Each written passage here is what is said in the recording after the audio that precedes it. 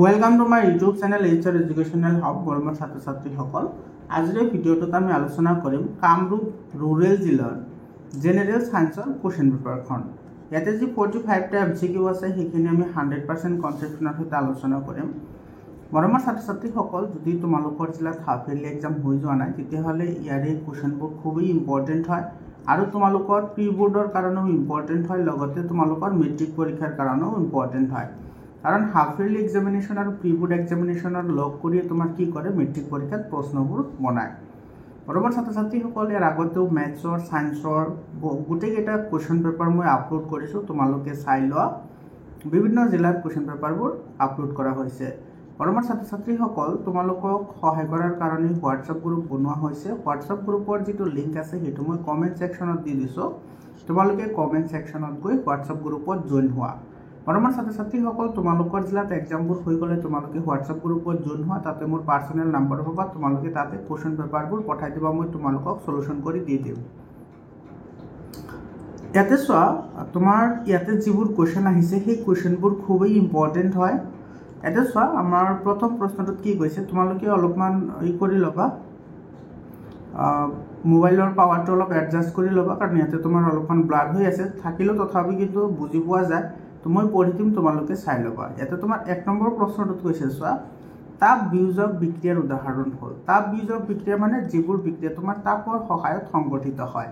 তো তোমালোকে জানা যে চিলভাৰ ক্লৰাইডৰ যিটো বিয়োজন বিক্ৰিয়া সেইটো তাপৰ সহায়ত হয়, সেইটো তোমাৰ কি হয় ছানলাইটৰ সহায়ত হয়। যিহেতু ছানলাইট আছে গতিকে ইয়াতে তাপ আছে, গতিকে এইটো আমাৰ 1 নম্বৰটো হ'ব।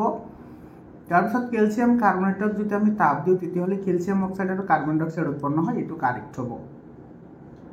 এইটো নহয়, গতিকে 1 আৰু 2 কাৰেক্ট হ'ব। চোৱা, 1 আৰু 2 এই নম্বৰ অপশ্যনত আছে, গতিকে এই নম্বৰ অপশ্যনটো আমাৰ কি হ'ব, কাৰেক্ট অপশ্যন হ'ব। আৰু তাৰপিছত তোমাৰ 2 নম্বৰ কুৱেশ্যনটোত কি কৈছে চোৱা, উদ্ভিদৰ তীব্ৰ সঞ্চালন সম্পৰ্কে তলৰ কোনটো উক্তি সত্য। উদ্ভিদে যিটো তোমাৰ সঞ্চালন দেখুৱায় সেইটো তোমাৰ কোনটো সত্য হয় সেইটো আমাৰ লাগিছে। কৈছে ই স্পৰ্শ আৰু উষ্ণতাৰ বাবে হোৱা সঁহাৰি ই উদ্দীপনাৰ দিশৰ প্ৰতি সঁহাৰি নিদিয়ে, এইটোতো নহয়, কাৰণ তোমাৰ উদ্ভিদ আৰু প্ৰাণীয়ে সকলোৱে তোমাৰ কি কৰে উদ্দীপনাৰ প্ৰতি সঁহাৰি জনায়। তাৰপিছত ই কেৱল শিপাত দেখা যায়, নহয়, তোমাৰ উদ্দীপনা তোমাৰ শিপা আৰু কাণ্ড দুটাতে দেখা যায়। ই এটা বিকাশ সম্পৰ্কীয় চলন, এইটো নহয়, গতিকে এইটো আমাৰ কি হ'ব, তীব্ৰ সঞ্চালনৰ কথা কৈছে, অৰ্থাৎ তোমাৰ ছাডেন একশ্যন হ'লে কি হ'ব, এই নম্বৰ অপশ্যনটোৱে কাৰেক্ট হ'ব। ই তোমাৰ স্পৰ্শ আৰু উষ্ণতাৰ প্ৰতি কি কৰে, সঁহাৰি জনায়। তাৰপিছত 3 নম্বৰ কুৱেশ্যনটোত তোমাৰ কি কৈছে চোৱা, ইয়াতে পোহৰৰ কোনটো পৰিঘটনাৰ বাবে আকাশৰ ৰং নীলা দেখিবলৈ পোৱা যায়। আকাশৰ যিটো কালাৰ আছে সেইটো নীলা কিহৰ কাৰণে হয়, এইটো হৈছে তোমাৰ পোহৰৰ বিক্ষেপণৰ কাৰণে হয়, গতিকে এইটো আমাৰ কি হ'ব, চি অপশ্যনটো আমাৰ কাৰেক্ট অপশ্যন হ'ব। বৰ্তমান ছাত্ৰ ছাত্ৰীসকল, তোমালোকে কিছুমান ইউটিউব চেনেল আছে যিবোৰত কেৱল অপশ্যনটো টিক কৰি থৈ দিয়ে, তোমালোকে সেইবোৰ ভিডিঅ' যদি চাইছা তেতিয়াহ'লে কেৱল সময় নষ্ট হৈ আছে, কাৰণ তোমালোকে কনচেপ্টখন ক্লিয়াৰ কৰিব লাগিব। যদি কনচেপ্টখন ক্লিয়াৰ নহয় তেতিয়াহ'লে কিন্তু তোমালোকে আনচাৰবোৰ কৰিব নোৱাৰিবা। মই প্ৰথমৰ পৰাই কৈ আছোঁ, তোমালোকে কনচেপ্টখনৰ ওপৰত গুৰুত্ব প্ৰদান কৰা, আপনি তোমাৰ নাম্বাৰ আহি যাব। ইয়াতে চোৱা, 4 নম্বৰ কুৱেশ্যনটোত কি কৈছে, ইয়াতে তোমাৰ লেন্সৰ ক্ষেত্ৰত কোনটো শুদ্ধ। লেন্সৰ কথা কৈছে, তোমাৰ দাপোনৰ ক্ষেত্ৰত হ'লে 1/v + 1/u = 1/f হয়, এইটো হৈছে দাপোনৰ, কিন্তু ইয়াতে আমাৰ কৈছে লেন্সৰ, গতিকে 1/v - 1/u = 1/f হ'ব। এইটো বি অপশ্যনটো আমাৰ কাৰেক্ট অপশ্যন হ'ব। তাৰপিছত তোমাৰ 5 নম্বৰ কুৱেশ্যনত কৈছে কি চোৱা, অৱতল লেন্সৰ ফ'কাছ দৈৰ্ঘ্য 2 মিটাৰ হ'লে ইয়াৰ ক্ষমতা কিমান হ'ব। বৰ্তমান ছাত্ৰ ছাত্ৰীসকল, তোমালোকে সকলোৱে জানা যে অৱতল লেন্সৰ যিটো ফ'কাছ দৈৰ্ঘ্য, অৱতল লেন্সৰ ফ'কাছ দৈৰ্ঘ্য সদায় তোমাৰ কি হয়, নিগেটিভ হয়, আৰু উত্তল লেন্সৰ ফ'কাছ দৈৰ্ঘ্য সদায় পজিটিভ হয়। তোমালোকে এইখিনি মনত ৰাখিবা, উত্তল লেন্সৰ ফ'কাছ দৈৰ্ঘ্য পজিটিভ আৰু অৱতল লেন্সৰ ফ'কাছ দৈৰ্ঘ্য নিগেটিভ হয়। এতিয়া আমাৰ লাগে ক্ষমতা। আমি জানো যে লেন্সৰ ক্ষমতা হৈছে p = 1/f। এইটো ভেলু বহাই দিয়া, এইটো 1 কি হ'ব, -2 হ'ব। 1 - -2 হ'লে এইটো হ'ব তোমাৰ -0.5 ডায়োপ্টাৰ, -0.5 ডায়োপ্টাৰ। এইটো এই নম্বৰ অপশ্যনটো কি হ'ব, কাৰেক্ট অপশ্যন হ'ব। তাৰপিছত কুৱেশ্যনটোত তোমাৰ কি কৈছে চোৱা, ইয়াতে অৱতল দাপোনৰ সন্মুখত ভাঁজ কেন্দ্ৰত এটা লক্ষ্যবস্তু ৰখা হ'ল, প্ৰতিবিম্বৰ স্থান ক'ত হ'ব। এইটো তোমালোকে জানা যে ভাঁজ কেন্দ্ৰত ৰাখিলে তোমাৰ কি হয়, ভাঁজ কেন্দ্ৰতে গঠন হয়। এইটো তোমালোকে ডায়েগ্ৰাম এইটো মনত পেলোৱা, এইটো তোমাৰ F আছিল, এইটো আছিল তোমাৰ কি C। ইয়াতে তুমি যদি লক্ষ্যবস্তু ৰাখা তেতিয়াহ'লে এইটো কি হ'ব লক্ষ্যবস্তুতে মানে ইয়াতে তোমাৰ প্ৰতিবিম্ব গঠন হ'ব এইটো তোমাৰ এনেকৈ আহিব আৰু এটা তোমাৰ এইটো ফকাছৰ মাজেৰে গৈ এইটো তোমাৰ ইয়াতে মিলিব ইয়াতে গঠন হ'ব তো এইটো তোমাৰ য'ত আছে মানে ফকাছত ৰাখিলে ভাঁজ কেন্দ্ৰত ৰাখিলে ভাঁজ কেন্দ্ৰতে গঠন হ'ব এইটো চি অপশ্যনটো কি হ'ব কাৰেক্ট অপশ্যন হ'ব আৰু এটা কথা মনত ৰাখিবা এই কুৱেশ্যনটো আৰু এনেকুৱা ধৰণেও আহে যে তোমাৰ অবতল দাপনৰ ক্ষেত্ৰত কোনটো অৱস্থানৰ বাবে প্ৰতিবিম্বৰ স্থান আৰু লক্ষ্যবস্তুৰ স্থান একেই হয় এনেকুৱা কুৱেশ্যন আহে তেতিয়াহ'লে হ'ব তোমাৰ সেইটো ভাঁজ কেন্দ্ৰ 7 নম্বৰ কুৱেশ্যনটোত চোৱা এখন লেন্সৰ ক্ষমতা 1 ডায়োপ্টাৰ হ'লে ফকাছ দৈৰ্ঘ্য কিমান হ'ব এটা সব ক্ষমতা দি আছে 1 ডায়োপ্টাৰ গতিকে আমি জানো p কি হয় 1/f হয় এটো দি আছে কিমান 1 ক্ষমতা দি আছে 1 ডায়োপ্টাৰ গতিকে 1/f হ'ব অৰ্থাৎ তোমাৰ ইয়াতে কি পাবা f কি পাবা 1 অর্থাৎ ফকাল দৈর্ঘ্য তোমার কি হবো 1 মিটার হবো এটো সি অপশনটো কারেক্ট হবো তোমালোকে এটা কথা মনত ৰাখিবা ডায়োপ্টাৰ যেটো ডায়োপ্টাৰটো হৈছে তোমাৰ এসআই ইউনিট কি ইউনিট এসআই ইউনিট হয় গতিকে তোমাৰ যেটো দৈৰ্ঘ্যৰ যেটো একক যেটো ফকাল দৈৰ্ঘ্য হেতুৰ একক তোমাৰ কি হত আহিব লাগিব এসআই ত আহিব লাগিব অৰ্থাৎ এসআই এককত তোমাৰ দৈৰ্ঘ্যৰ একক মিটাৰ গতিকে মিটাৰ হ'ব সেন্টিমিটাৰ নহয় কিন্তু গতিকে এটো সি অপশনটো কাৰেক্ট হ'ব 8 নম্বৰ কোৱেশ্যনটো চোৱা মানুহৰ চকুৰ দৃষ্টিৰ ন্যূনতম দূৰত্ব কিমান ন্যূনতম দূৰত্ব হৈছে 25 সেন্টিমিটাৰ এটো ই নম্বৰ অপশনটো কি হ'ব কাৰেক্ট অপশন হ'ব বৰ্তমান ছাত্ৰ ছাত্ৰীসকল তোমালোকে এই যেটো প্ৰশ্ন আছে এই প্ৰশ্নটোত কিন্তু বিভিন্ন ধৰণৰ কোৱেশ্যন আহে ইয়াতে অপশনবোৰত তোমাৰ কি দিব পাৰে 0.25 মিটাৰো দিব পাৰে তো তোমাৰ এইটো অপশন দিলে এইটো অপশন কাৰেক্ট হ'ব কাৰণ 0.25 মিটাৰ মানে 25 সেন্টিমিটাৰ এটো একেই কথা হয় গতিকে অপশনবোৰত এনেকৈ অলপমান কৰি দিয়ে তোমালোকে হেবোৰ কিন্তু চাই অপশনবোৰ তোমালোকে টিক কৰিবা তাৰ পিছত 9 নম্বৰ কৈছে তলত কোনটো উক্তি সত্য কোনটো সঁচা হেতু আমাৰ লাগে এজন মায়োপিয়া বিকাৰগ্ৰস্ত লোকে দূৰৰ বস্তুবোৰ ভালদৰে দেখা পায় এটো নহয় কাৰণ মায়োপিয়া হলে ওচৰৰ বস্তুবোৰ দেখা পায় কিন্তু দূৰৰ বস্তুবোৰ দেখা নাপায় চকুৰ কোন্দ্ৰিয়াত প্ৰতিবিম্ব গঠন হয় এটো তো মিছা কথা কাৰণ তোমাৰ চকুৰ ৰেটিনাত তোমাৰ কি হয় প্ৰতিবিম্ব গঠন হয় আৰু এটা কথা মনত ৰাখিবা আমাৰ চকুৱে যেটো প্ৰতিবিম্ব গঠন কৰে হেতু তোমাৰ কি হয় হত আৰু উলটা হয় কি হয় হত আৰু উলটা তো মনত ৰাখিবা এটো কিন্তু বহুত জিলাত আহিছে এই প্ৰশ্নটো যে আমাৰ চকুত কেনেকুৱা ধৰণৰ প্ৰতিবিম্ব গঠন হয় বা ৰেটিনাত প্ৰতিবিম্বৰ তোমাৰ প্ৰকৃতি কি ৰেটিনাৰ প্ৰতিবিম্বৰ প্ৰকৃতি হৈছে হত আৰু উলটা অৰ্থাৎ চকুৱে কি কৰে হত আৰু উলটা প্ৰতিবিম্ব গঠন কৰে সি নম্বৰত কি কৈছে চোৱা এজন হাইপাৰমেট্ৰোপিয়া বিকাৰগ্ৰস্ত লোকে দূৰৰ বস্তু দেখা নাপায় এটো মিছা হয় কাৰণ হাইপাৰমেট্ৰোপিয়া হলে ওচৰৰ বস্তু দেখা নাপায় কিন্তু দূৰৰ বস্তু দেখা পায় কিন্তু ইয়াতে কৈছে নাপায় গতিকে এটো মিছা হ'ব এজন মায়োপিয়া বিকাৰগ্ৰস্ত লোকে ওচৰৰ বস্তুবোৰ ভালদৰে দেখা পায় এটো সঁচা ওচৰৰ বস্তুবোৰ দেখা পায় কিন্তু দূৰৰ বস্তুবোৰ দেখা নাপায় হেতুকে মায়োপিয়া বুলি কয় গতিকে ডি অপশনটো আমাৰ কি হ'ব কাৰেক্ট অপশন হ'ব 3 নম্বৰ কোৱেশ্যনটো চোৱা তলৰ কোনটো ডবাৰিনাৰৰ ট্ৰায়াড নহয় মৰমৰ ছাত্ৰ ছাত্ৰীসকল তোমালোকে জানা যে তোমাৰ ডবাৰিনাৰে মাত্ৰ 3টা ট্ৰায়াডে গঠন কৰিব পাৰিছিল আৰু সেইকেইটা হৈছে তোমালোকে এনেকৈ মনত ৰাখিব পাৰা লিনা কাছৰবাৰী কলেবৰী লিনা কাছৰবাৰী কলেবৰী লিনা কাছৰবাৰী কলেবৰী আৰু কলেবৰী এটো চা লিনা কাছৰবাৰী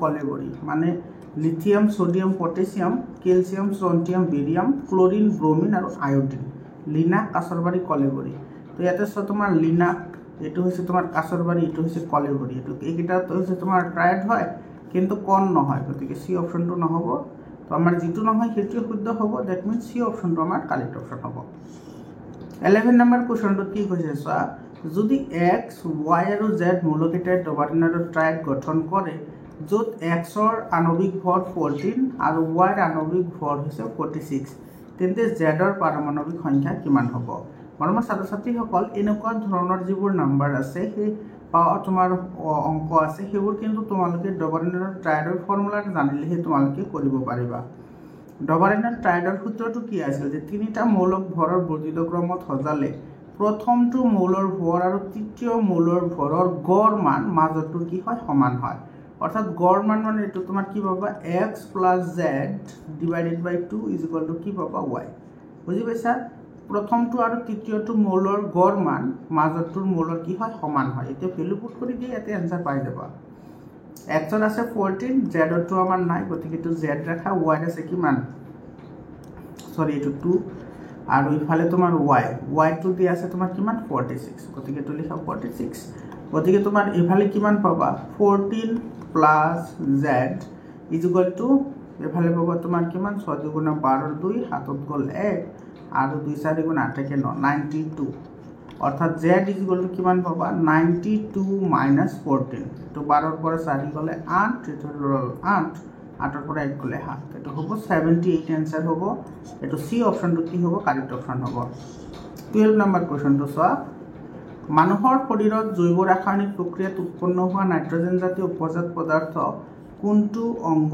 নিষ্কাশন কৰে মানে বাহিৰত ওলাই দিয়ে কোনটোৱে এটো হ'ব কিডনি এটো তোমাৰ ডি অপশনটো কাৰেক্ট হয় কিডনিয়ে তোমাৰ কি কৰে নাইট্ৰজেন জাতীয় পদাৰ্থসমূহ বৰ্জন কৰে 30 নম্বৰ পোহৰৰ প্ৰতিহৰণৰ বাবে কোনটো পৰিঘটনা দেখিবলৈ পোৱা যায় পোহৰৰ প্ৰতিহৰণৰ ফলত তোমাৰ কি পৰিঘটনা ঘটে এটা হৈছে তোমাৰ আকাশৰ ৰং আকাশত তৰাৰ তিৰুৰণি হয়নে তৰাৰ তিৰুৰণি হয়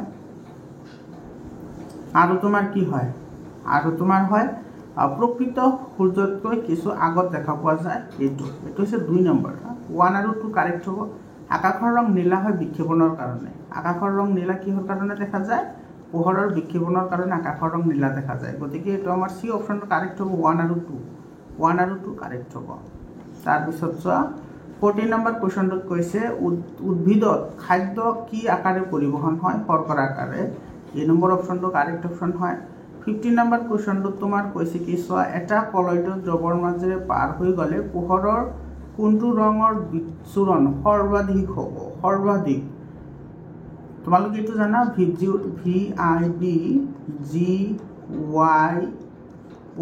ভিবজিওর মানে তোমার violet indigo blue green yellow orange আর রেড এটা হচ্ছে রামধেনুর কালার এত যেটো ভায়োলেট আছে এটা আটাইতকৈ বেছি বিচ্ছুরিত হয় কারণ ইয়াতে তোমার যেটো ওয়েভলেংথ আছে অর্থাৎ তরঙ্গ দৈর্ঘ্য এটা আটাইতকৈ কম ওয়েভলেংথ আটাইতকৈ কম আর ভায়োলেটৰ আৰ আটাইতকৈ বেছি কাৰ ৰঙৰ আৰু সেই কাৰণে ৰঙা ৰংটো আটাইতকৈ কমকৈ বিক্ষেপিত হয় আৰু তোমাৰ ব্লু কালাৰ ভায়োলেট কালাৰটো আটাইতকৈ তোমাৰ কি হয় বেছিকৈ বিক্ষেপিত হয় তেতে তোমাৰ বিচ্ছুৰণ সৰ্বাধিক কৈছে গতিকে তোমাৰ কি হ'ব ব্লু হ'ব যেহেতু ব্লু অপশনটো আছে গতিকে আমাৰ কি হ'ব বি অপশনটো কাৰেক্ট অপশন হ'ব তাৰপিছত তোমাৰ 16 নম্বৰ সোয়া মানুহৰ চকুৰ দুইটা চকুৰ অনুভূমিক দৃষ্টিৰ ক্ষেত্ৰ প্ৰখৰ কিমান 180 ডিগ্ৰী এটাৰ হৈছে 150 ডিগ্ৰী এটো মনত ৰাখিবা দেই এটা চকুৰ 150 ডিগ্ৰী এটা চকুৰ 150 ডিগ্ৰী আৰু দুটা চকুৰ হৈছে কিমান 180 ডিগ্ৰী গতিকে এটো বি অপশনটো কাৰেক্ট হ'ব তাৰপিছত 17 নম্বৰ কোশ্চনত কি কৈছে সোয়া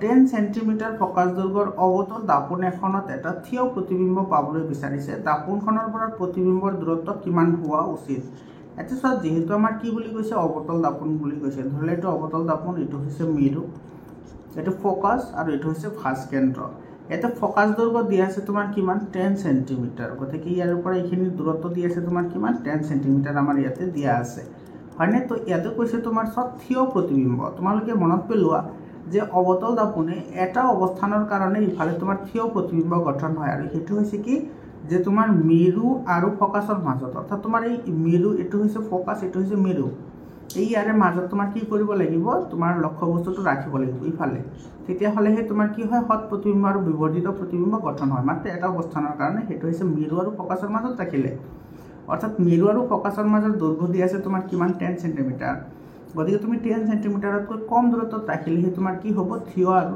বিবৰ্ধিত প্ৰতিবিম্ব গঠন হ'ব গতিকে এটো তোমাৰ ডি অপশনটো কারেক্ট হ'ব লেস দ্যান 10 সেন্টিমিটার ডি অপশনটো কি হ'ব কারেক্ট অপশন হ'ব 18 নম্বৰ কোশ্চনটো সোয়া তোমাৰ কি কৈছে এতে কৈছে আমি ব্যৱহাৰ কৰা শক্তিৰ হৰসংখ্যক শক্তি হ'ল সৌৰ শক্তি তলৰ কোনটো সৌৰ শক্তি আধাৰিত নহয় তো নিউক্লিয়াৰ শক্তিটো সৌৰ শক্তি আধাৰিত নহয় তাৰপিছত তোমাৰ 90 নম্বৰ কোশ্চনত কৈছে তলৰ কোনটো পৰম্পৰাগত শক্তিৰ উৎস নহয় সব পৰম্পৰাগত মানে যিবোৰ শক্তিৰ উৎস বহু বছৰ আগৰ পৰা ব্যৱহাৰ হৈ আহি আছে 200 বছৰ 300 বছৰ আগৰ পৰা ব্যৱহাৰ হয় সেইবোৰক পৰম্পৰাগত শক্তি বুলি কোৱা হয় আৰু যিবোৰ টেকনলজিৰ লগত ডেভেলপমেন্ট কৰি বৰ্তমান সময়ত ইউজ কৰা হয় সেইবোৰক অপৰম্পৰাগত শক্তিৰ উৎস বুলি কোৱা হয় তো তোমাৰ কয়লা শুকান গোবৰ আৰু পেট্ৰলিয়াম এইবোৰ হৈছে পৰম্পৰাগত কাৰণ এইবোৰ মানুহে 200-300 বছৰ আগৰ পৰা ব্যৱহাৰ কৰি আহি আছে কিন্তু সৌৰশক্তিটো তোমাৰ টেকন'লজিক ডেভেলপমেণ্টৰ লগত জড়িত হয় আৰু বৰ্তমান সময়তে সৌৰশক্তি ইউজ কৰা হয়।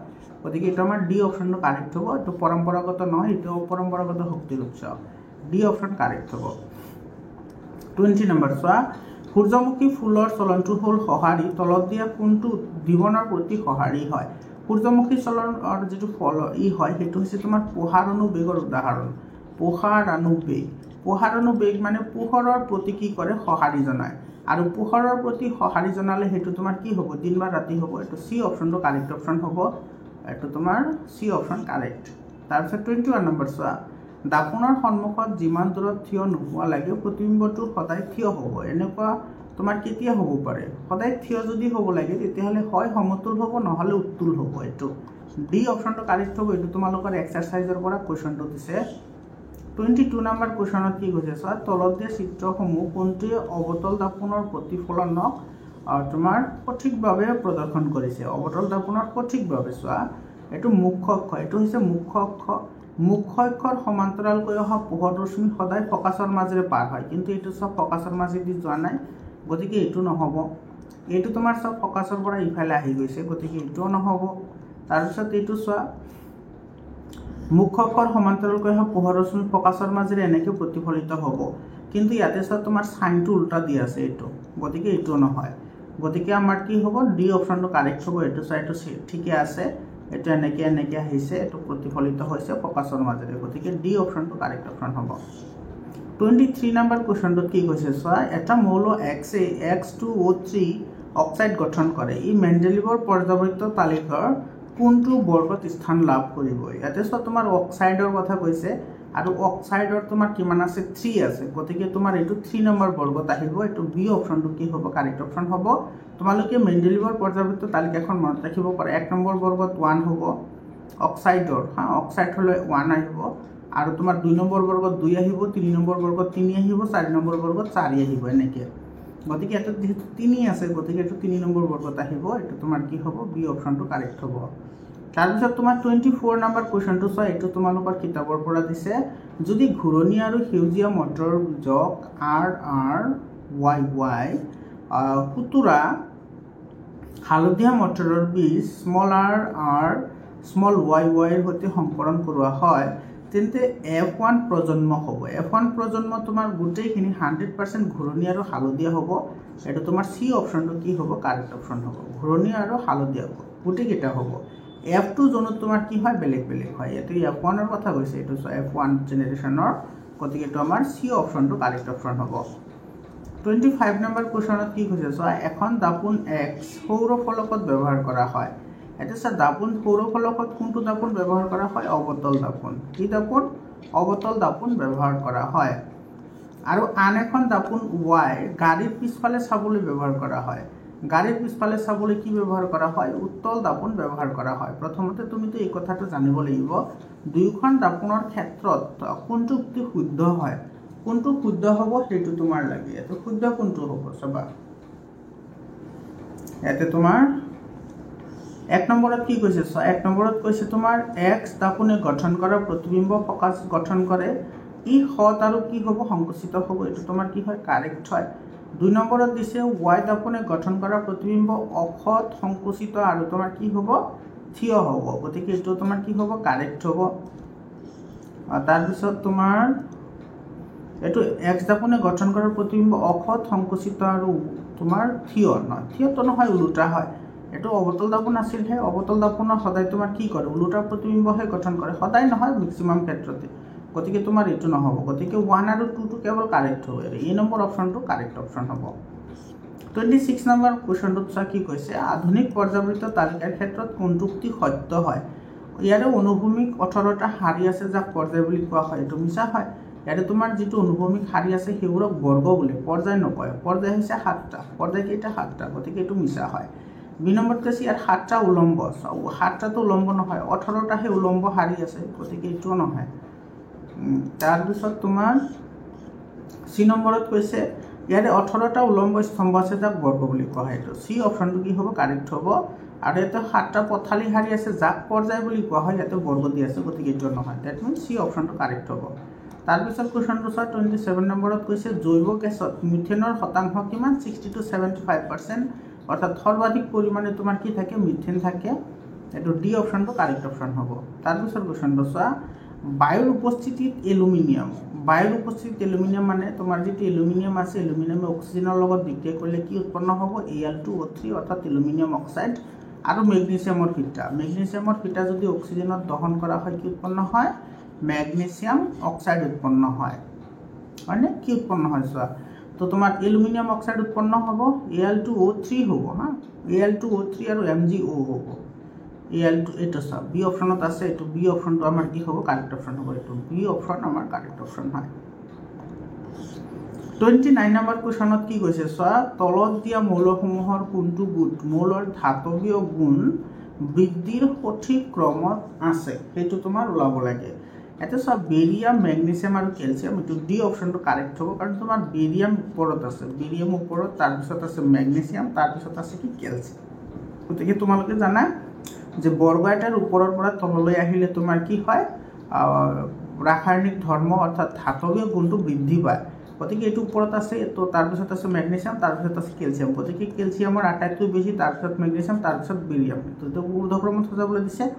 গতিকে এইটো আমাৰ কি হ'ব বেৰিয়াম মেগনেছিয়াম আৰু কেলছিয়াম হ'ব, শুদ্ধ উত্তৰ ডি অপশ্যনটো কাৰেক্ট হ'ব। তাৰপিছত তোমাৰ এটা চোৱা তোমাৰ গ্লুকোজটো ভাঙি তোমাৰ পাইৰুভেট আৰু কি হৈছে এনাৰ্জি প্ৰডিউচ হৈছে, তো তোমাৰ এইটো হ'ব কি চাইটোপ্লাজম হ'ব। প্ৰথমত টপ কি আহিব চাইটোপ্লাজম আহিব, এই নম্বৰত আহিব চাইটোপ্লাজম।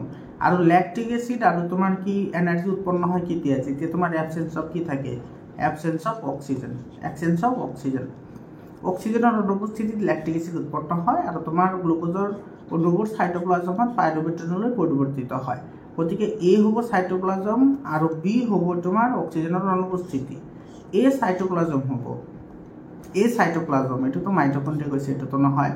এই চাইটোপ্লাজম আৰু অক্সিজেন সম্পন্ন নহয়, এইটো অক্সিজেন নোহোৱা হ'ব লাগিব, চাইটোপ্লাজমৰ ষ্টকত নহয়, চাইটোপ্লাজম আৰু অক্সিজেনৰ অভাৱ, এইটো তোমাৰ ডি অপশ্যনটো কি হ'ব কাৰেক্ট অপশ্যন হ'ব।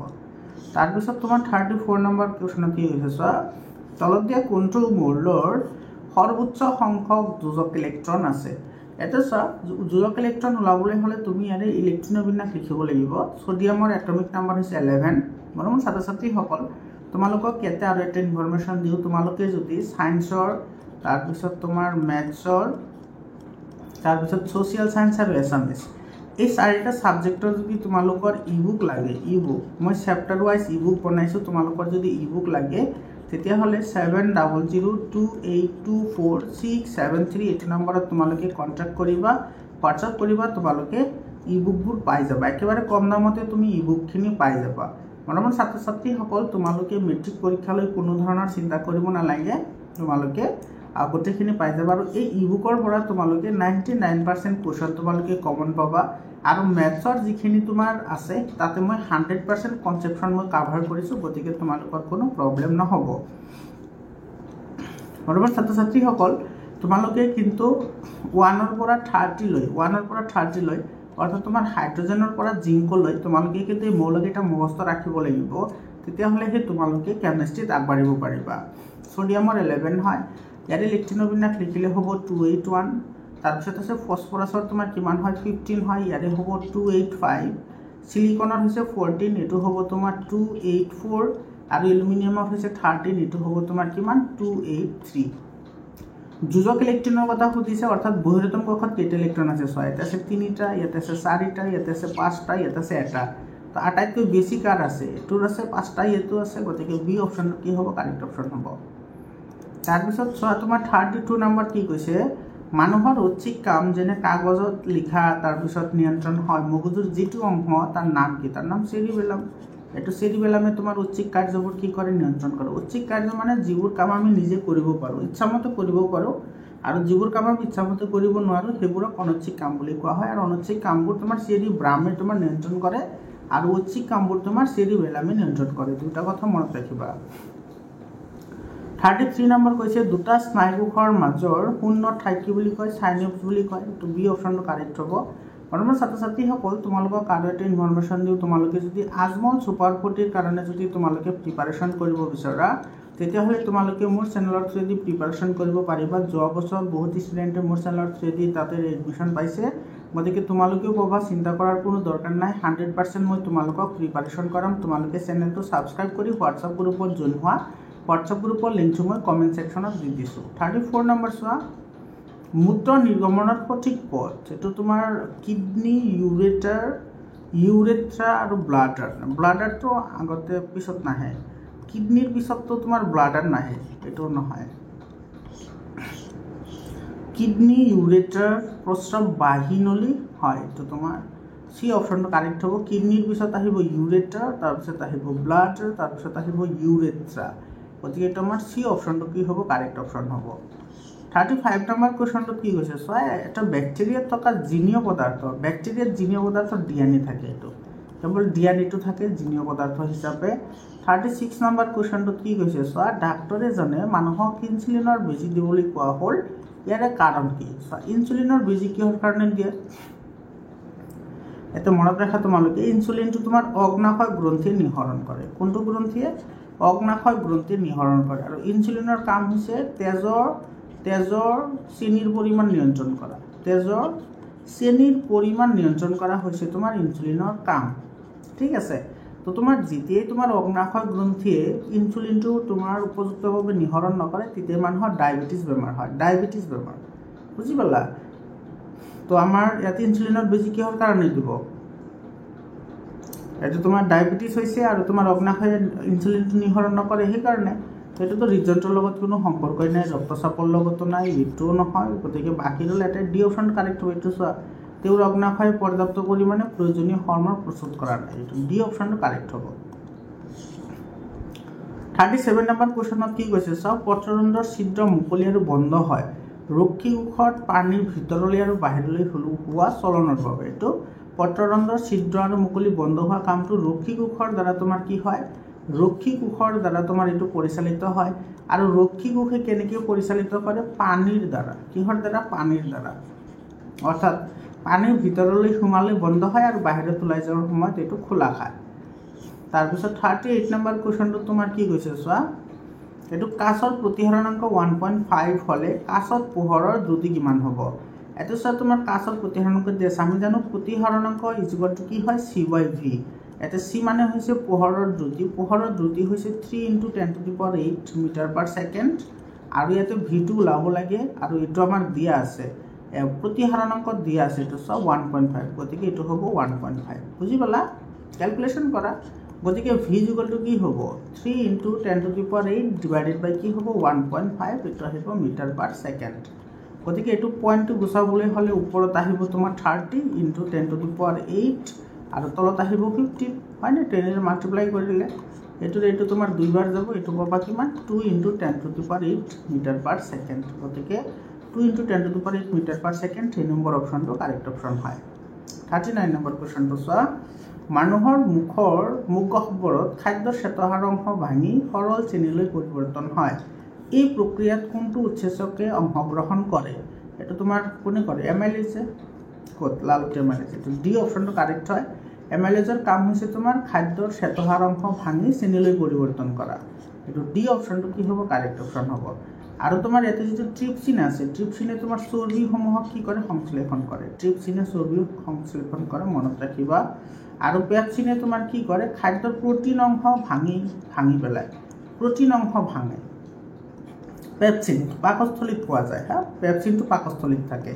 এইবোৰ কথা মনত ৰাখিবা, সৰু সুৰা কথা হয়।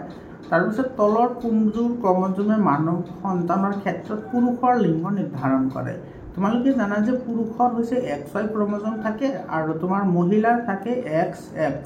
গতিকে ইহঁতে তোমাৰ কি কৈছে? তোমাৰ মানৱ সন্তান অৰ্থাৎ পুৰুষৰ লিংগৰ কথা কৈছে। গতিকে বি অপশ্যনটো কাৰেক্ট হ'ব, XY। তাৰপিছত আছে চোৱা, সমসংস্থ অংগৰ উদাহৰণ। 41 নম্বৰ। সমসংস্থ মানে হৈছে তোমাৰ যিবোৰৰ উৎপত্তি স্থান তোমাৰ একেই হয়, দেখাতো একেই হয়, কিন্তু কাম বেলেগ বেলেগ হয়, সেইবোৰক সমসংস্থ অংগ বুলি কয়। বুজি পাইছা? আৰু তোমাৰ সমবৃত্তিক অংগ সেইবোৰক কয় যিবোৰৰ গঠন বেলেগ, উৎপত্তি স্থান বেলেগ, কিন্তু কাম একেই, সেইবোৰক সমবৃত্তি অংগ বুলি কয়। দুটা মনত ৰাখিবা, 2 মাৰ্কৰ কাৰণে কুৱেশ্যন আহে। চৰাইত ডেউকা আৰু বাদুলিত ডেউকাটো সমবৃত্তিক অংগ হয়, কাৰণ চোৱা ডেউকা সদায় উৰাৰ কামত ব্যৱহাৰ হয়, অৰ্থাৎ কাম একেই হয়, এইটো হৈছে সমবৃত্তি। তাৰপিছত পখিলাৰ পাখি আৰু বাদুলিৰ ডেউকা দুয়োটা উৰণ কাৰ্যত ব্যৱহাৰ হয়, গতিকে এইটো সমবৃত্তিক হ'ব। এইটো চব পাৰৰ পাখি আৰু মানুহৰ হাত, এইটো পাৰৰ পাখি উৰণ কাৰ্যত ইউজ হয়, মানুহৰ হাতো বিভিন্ন কামত ইউজ হয়, গতিকে এইটো হ'ব সমসংস্থ, কাৰণ কাম বেলেগ বেলেগ হয়, গতিকে আমাৰ চি অপশ্যনটো কি হ'ব, ইয়াৰে কাৰেক্ট অপশ্যন হ'ব। 42 নম্বৰ কুৱেশ্যনটোত চোৱা কি কৈছে, উদ্ভিদৰ কোষত সালোক সংশ্লেষণ সংগঠিত হোৱা ঠাই। সালোক সংশ্লেষণ ক'ত সংগঠিত হয়, ক্লৰোপ্লাষ্টত, এইটো বি অপশ্যনটো কাৰেক্ট হ'ব। তাৰপিছত তোমাৰ 43 নম্বৰটোত মিলাবলৈ দিছে, চোৱা এইটো আমাৰ মিলাব লাগে। হৃদযন্ত্ৰ, আমাৰ হৃদযন্ত্ৰৰ কাম হৈছে পাম্পিং অৰ্গেন, এইটো তেজ পাম্প কৰা। তাৰপিছত ধমনী আৰু হীৰা হৈছে তেজ চলাচল কৰা নলিকা। জাইলেমৰ কাম হৈছে তোমাৰ উদ্ভিদত পানী পৰিবহণ কৰা। তোমাৰ RCBৰ কাম হৈছে তোমাৰ কি কৰা, এইটো তোমাৰ অক্সিজেনৰ বাহক হিচাপে কাম কৰা। আৰু অনুচক্ৰিকাৰ কাম হৈছে তেজ গোট মাৰাত সহায় কৰা, বুজি পালানে? গতিকে 1C আহিব, 2 নম্বৰটো এত আহিব, চি এ ক'ত আছে চোৱা, CA, এইটোতো নহয়, এইটোও নহয়, এটাই আছে CA, এইটো চোৱা CADEB, চি অপশ্যনটো কি হ'ব, কাৰেক্ট অপশ্যন হ'ব। তাৰপিছত এছাৰশ্যন ৰিজনিঙৰ কুৱেশ্যন দিছে, চোৱা এছাৰশ্যন ৰিজনিঙত কি কৈছে, এছাৰশ্যনত কি কৈছে চোৱা, ইয়াতে জাইলেম কলাই তোমাৰ শিপাই মাটিৰ পৰা শোষণ কৰা পানী আৰু খনিজ লৱণ পৰিবহণ কৰে, এইটো কাৰেক্ট হয়। জাইলেম কলাৰ কাম হৈছে পানী আৰু খনিজ লৱণ শোষণ কৰা, আৰু জাইলেম কলা কেৱল উদ্ভিদ পাতে পোৱা যায়, এইটো তোমাৰ কি হয়, কাৰেক্ট হয়, এইটো কাৰেক্ট হয়, গতিকে ইয়াৰে এ নম্বৰ অপশ্যনটো কাৰেক্ট হ'ব। তাৰপিছত কৈছে তোমাৰ যেতিয়া চিলিয়াৰী পেশী সংকোচন হয় তেতিয়া লেন্সখন ক্ষীণ হয়, এইটো কাৰেক্ট হয়। তোমাৰ চিলিয়াৰী পেশী সংকোচন ঘটিলে লেন্সখন ক্ষীণ হয়, এইটো কাৰেক্ট হয়।